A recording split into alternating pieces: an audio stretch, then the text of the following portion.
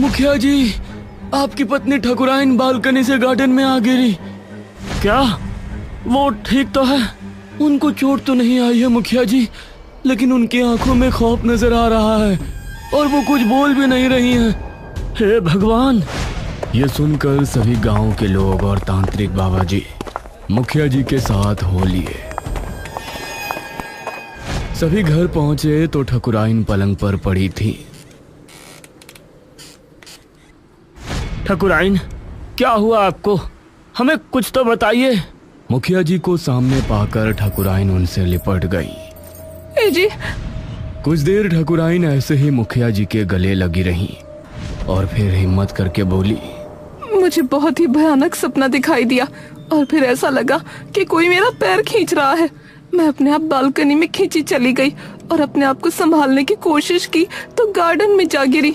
उसके बाद मुझे होश ही नहीं रहा कि मैं कहाँ हूँ। ये सुनकर सभी हैरान रह गए और तांत्रिक बाबा बोले, ठकुराइन जी, क्या आपके घर से आपकी कोई चीज गायब है? इस पर ठकुराइन ने सोचकर जवाब दिया, हाँ, हमारा पुश्तैनी हार गायब है। कल शाम हमने उसे उतारकर अलमारी में रखा था, लेकिन अब वो कहीं नहीं मिल रहा। यह सुनकर बाबा ने मुखिया जी की तरफ देखा और बोले, ठकुराइन का खास ख्याल रखा जाए। लगता है किसी ने कुएं से अपनी ख्वाहिशें मांगी है और उसने ठकुराइन के हार को कुएं में डालकर इनकी जान का सौदा किया है। यह सुनकर सभी लोग डर गए। ठकुराइन के चेहरे पर आया खौफ और ज्यादा बढ़ गया और मुखिया जी की आंखों से आंसू निकल पड़े। मैं आपको कुछ नहीं होने दूंगा ठकुराइन, कुछ नहीं होने दूंगा। अब फिर से गांव में डर का माहौल छा गया था। ठकुराइन की सुरक्षा में मुखिया जी ने कई आदमी लगा दिए थे। रात होने पर सभी अपने अपने घरों में घुस गए थे। मैं भी दादाजी के साथ बरामदे में ही बैठा सोच में डूबा था। रोहन बेटा, तुम क्या सोच रहे हो? अब कुछ नहीं दादाजी, बस मैं दादाजी को और परेशान नहीं करना चाहता था, इसलिए मैंने उनको नहीं बताया कि मुझे कोई आवाजें सुनाई देती हैं। रात होने पर जब मैं पलंग पर गया तो फिर से मुझे वो आवाज सुनाई दी। रोहन, आ जाओ रोहन, मैं तुमको जंगल घुमाऊंगी। इस बार अपने साथ हल्दी की गांठें मत लाना। यह आवाज सुनकर मैं दबे पांव घर से बाहर निकला और जंगल की तरफ रवाना हो गया। वो औरत मुझे नजर आई और इस बार भी मैं चुपचाप उसके पीछे हो लिया।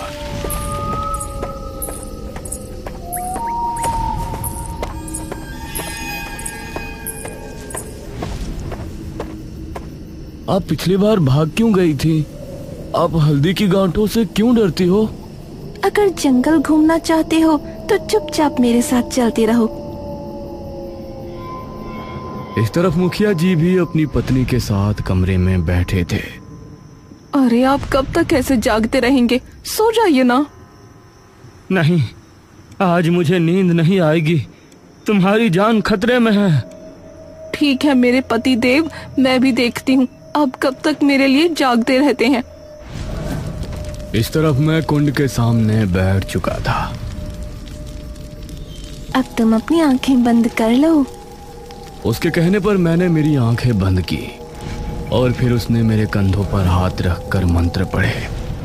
काफी देर तक मंत्र पढ़ने के बाद वो मुझसे अलग हुई। अब तुम आंखें खोल सकते हो। मैंने आंख खोली तो पाया कि सामने एक मटका रखा हुआ है। इस मटके को उठाओ और मेरे साथ आओ।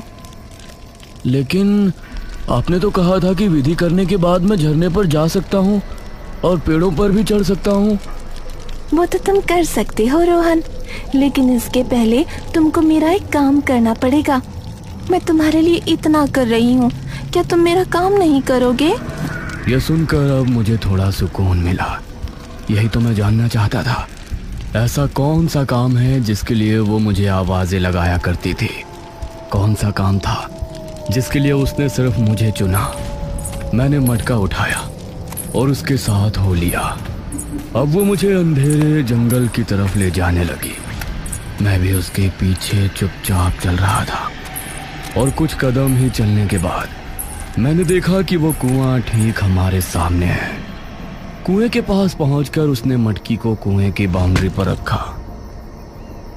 क्या मुझे यहाँ पानी भरवाने लाई हो? सब पता चल जाएगा, अभी तुम अपनी आंखें बंद करो।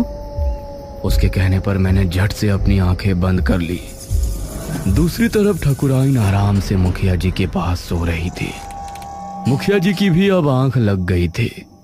तभी उसकी ओढ़ी हुई चादर अपने आप खिसकने लगी। उसके बाद किसी ने जोरों से ठकुराइन का पैर खींचा।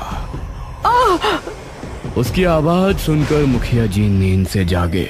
ठकुराइन! मुखिया ने जल्दी से अलमारी से एक माला उठाई जो हल्दी की गांठों की बनी थी।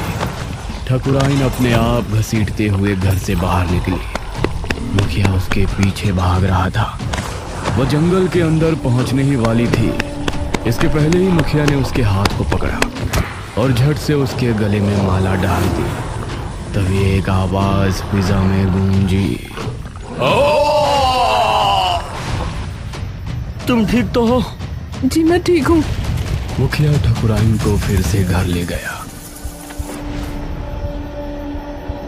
अब तुम अपनी आंखें खोल सकते हो। मैंने मेरी आंखें खोली तो अब उस मटके का मुंह कपड़े से ढका हुआ था।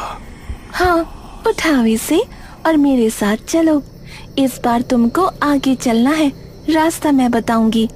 मैंने उस मटकी को उठाया जो काफी भारी लग रही थी और उसके बताए रास्ते पर आगे बढ़ने लगा। काफी देर चलने के बाद मैं एक गुफा पर पहुंचा। इसके अंदर चलो।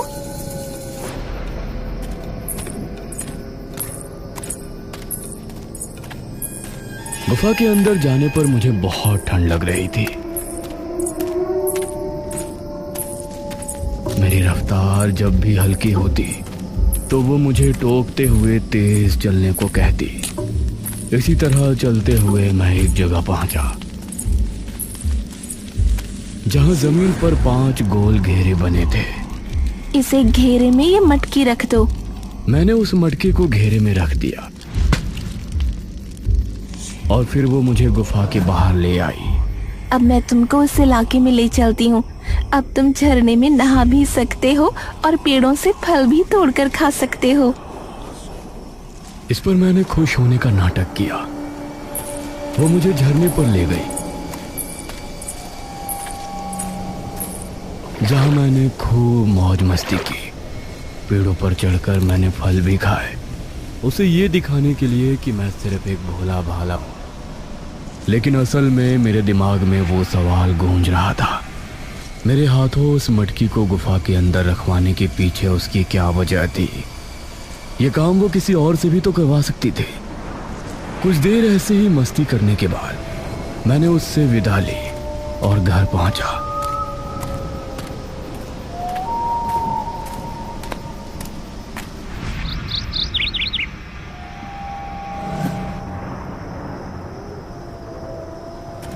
अब इसी तरह से रोजाना वो मुझे बुलाती और एक घेरे में एक मटकी रखवाती। अब 3 रातें पूरी हो गई थी और 3 मटके गुफा में पहुंचाए जा चुके थे। मेरे मन में अब ये जानने की जिज्ञासा थी कि उन मटकों में ऐसा क्या होता है जो वो मुझे नहीं बताती। अपनी आंखें बंद कर लो। उस रात मैंने मेरी सिर्फ एक ही आंख बंद की जो उसकी तरफ थी और दूसरी खोली रखी। उसने मंत्र पढ़ना शुरू किया और तब मैंने एक बेहद डरावना दृश्य देखा। आज रात मटके को उठाते हुए मुझे अजीब सा डर लग रहा था, लेकिन मैंने उसे जाहिर नहीं होने दिया।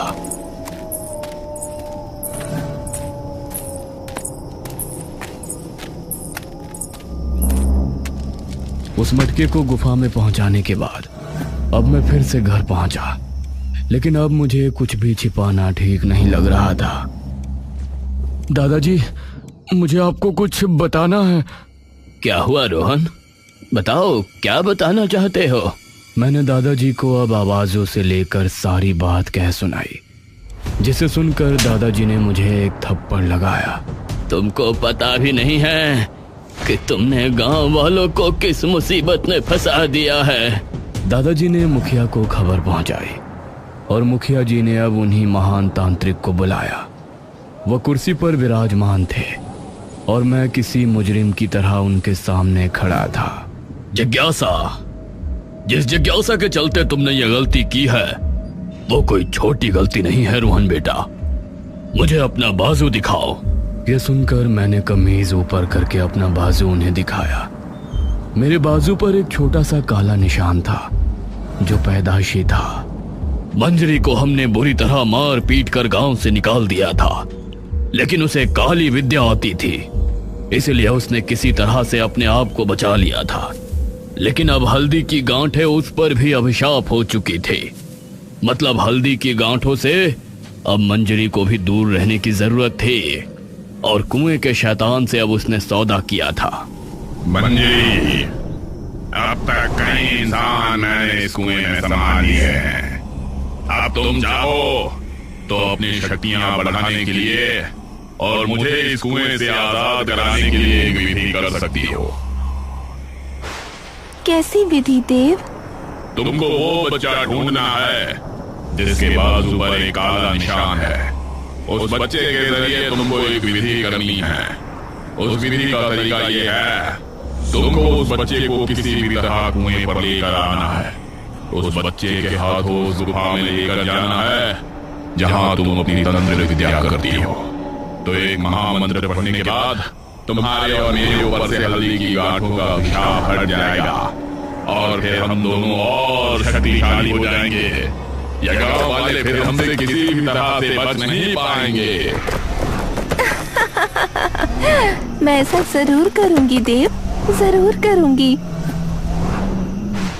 ये सुनकर सभी गांव वाले हैरान रह गए और मेरा तो मानो खून ही जम गया था। इसका मतलब उसने मेरे जरिए अपनी आधी से ज्यादा विद्या को पूरी कर लिया है। हाँ, लेकिन घबराने की जरूरत नहीं है। तुम अभी भी अपनी गलती सुधार सकते हो। तांत्रिक बाबा मुझे एक कुटिया में ले गए और मुझे अकेले में कुछ समझाया।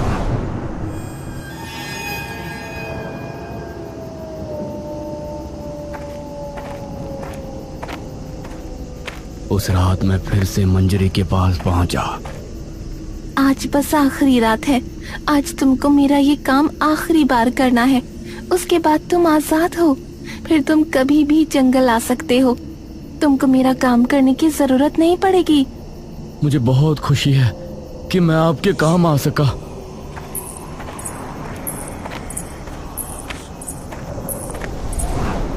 उस रात भी मैं हाथ में मटके लिए गुफा में पहुंचा। मैंने आखिरी 5वें घेरे में मटके को रखा और जमीन पर बैठ गया। उसके बाद वो जमीन पर बैठी और आंखें बंद करके मंत्रों का जाप करने लगी। हाँ, यही सही मौका है। मैं अपनी जगह से उठा और मटका उठाकर गुफा के बाहर फेंक दिया। ऐसा करने से ना जाने उसे क्या दर्द हुआ। वो चीखती हुई अपनी जगह से उठ गई। ये क्या कर रहा है तू? मैंने जल्दी से बाकी मटके भी उठाए और गुफा के बाहर फेंक दिए। उसने अपना लबादा उतार फेंका और मैंने पहली बार उसका चेहरा देखा। गुस्से की वजह से मानो उसकी आंखों में अंगारे दहक रहे थे। वह मुझ पर झपटी। इस हाथापाई में उसके बाल खुल गए और मैं उसे धक्का देकर बाहर भागा। नहीं बचेगा तू, नहीं बचेगा। वो मेरे पीछे भागी। मैं एक बरगद के पेड़ के नीचे पहुंचा। वहां पर मैंने जमीन से एक हल्दी की गांठ निकाली और उसे उठा लिया। वहीं रुक जाओ। मेरे हाथ में हल्दी की गांठ देखकर वो वहीं रुक गई और हैरानी से मुझे देखने लगी। अब मुझे वो दृश्य याद आया जब मैं बाबा के साथ कुटिया में गया था। जिस तरह वो शैतान हल्दी की गांठों से डरता है, उसी तरह मंजरी भी हल्दी की गांठों से डरती है। उन मटकों को वो खुद नहीं छू सकती, उन्हें सिर्फ तुम ही छू सकते हो। ऐसे में तुम ही हो जो उसे उसके इरादों में कामयाब होने से रोक सकते हो। बाबा, मैं करूंगा। मैं उस गुफा के अंदर जाकर अभी उन मटकियों को बाहर निकाल देता हूं। नहीं रोहन, ऐसा नहीं करना। उन मटकियों को गुफा में रखने का और बाहर निकालने का मुहूर्त सिर्फ मध्य रात्रि का ही है। उस समय वो भी तुम्हारे साथ होगी। ऐसे में तुम एक काम कर सकते हो, तुमको बहुत चालाकी से काम लेना होगा। मैं दिन में गुफा के अंदर तो नहीं आ सकता, लेकिन एक काम कर सकता था। मैं हल्दी की गांठ लिए दिन में यहाँ आया और मैंने इस बरगद के पेड़ के नीचे यह हल्दी की गांठ छिपा दी। इसके बाद मेरा यहाँ आना और मटकियों को गुफा से बाहर निकालना, वो सब मेरे प्लान का हिस्सा था। अब तुम मेरा कुछ नहीं बिगाड़ सकती। फिलहाल तो मैं जा रही हूँ, लेकिन मैं तुझसे बदला जरूर लूंगी, नहीं छोड़ूंगी तुझे। यह कहकर वो बिजली की रफ्तार से वहां से चली गई और उसके जाते ही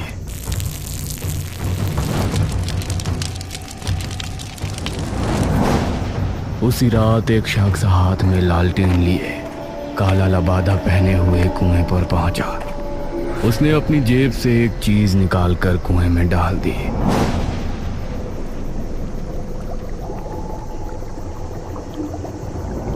और फिर लालटेन को कुएं में फेंककर वहां से भाग निकला। मैं गांव पहुंचा और मैंने पूरी घटना उन्हें कह सुनाई। रोहन बेटा, तुमने बहुत बहादुरी वाला काम किया है। अब वादा करो कि कभी जंगल नहीं जाओगे। लेकिन अभी खतरा टला नहीं है। मंजरी जिंदा है और कुएं का शैतान भी। इस पर मैं मुस्कुराया और बोला, तांत्रिक बाबा, मैं चाहता हूं कि आप सभी मेरे साथ कल रात कुएं पर चले। ये सुनकर सभी हैरान रह गए। ये क्या कह रहे हो तुम रोहन? दादाजी, बस एक बार मेरी बात मान लीजिए, मुझे आप सभी को कुछ दिखाना है। ठीक है रोहन बेटा, तुम हमें जो भी दिखाना चाहते हो हम जरूर देखेंगे, लेकिन कुएं के करीब कोई नहीं जाएगा। अगली रात सभी गांव वाले मेरे साथ जंगल पहुंचे और सभी कुएं के इर्द गिर्द खड़े हो गए। कुएं के अंदर से अजीब सा धुआं निकला, लेकिन काफी लोग थे, इसलिए कोई भी डर कर नहीं भागा। उस समय मंजरी गुफा के अंदर कुंड के सामने बैठी हुई मंत्र उच्चारण कर रही थी। तभी जोरों की हवा चली और कुंड की आग बुझ गई। ये क्या हुआ? तभी किसी अदृश्य शक्ति ने उसका पैर खींचा और वो घसीटने लगी। ये क्या कर रहे हैं आप? मेरे देव! मंजरी बुरी तरह से घसीट रही थी। गांव के सभी लोग कुएं के पास खड़े थे। उन्होंने मंजरी को कुएं की तरफ आते देखा तो हैरान रह गए। अरे ये तो मंजरी है। मंजरी ने कुएं पर आकर बाउंड्री को कसकर पकड़ लिया। मंजरी आंटी, कल रात आप जब मेरा गला दबा रही थी तो मैंने आपके कान की बाली उतार ली थी और फिर कल ही मैंने उस बाली को कुएं के अंदर डालकर अपनी ख्वाहिश मांगी कि कुएं का शैतान आपको अपने अंदर खींच ले और उसके बाद ये कुआं हमेशा के लिए शैतान से मुक्त हो जाए। ये सुनकर मंजरी के साथ सभी गांव वाले भी हैरान रह गए। मंजरी चीखती हुए कुएं के अंदर जा गिरी और फिर चारों तरफ सन्नाटा छा गया। तभी कुएं के अंदर से काला धुआं निकलकर ऊपर आसमान में चला गया। रोहन बेटा, तुमने पूरे गांव को खतरे से बचा लिया। पूरे गांव को। तुम बहुत बहादुर हो। मुझे तुम पर गर्व है बेटा। दादाजी ने फक्र से मुझे गले लगा लिया। सभी गांव वाले अब बहुत खुश थे, क्योंकि उस रात के बाद से कुएं का खौफ हमेशा के लिए खत्म हो गया।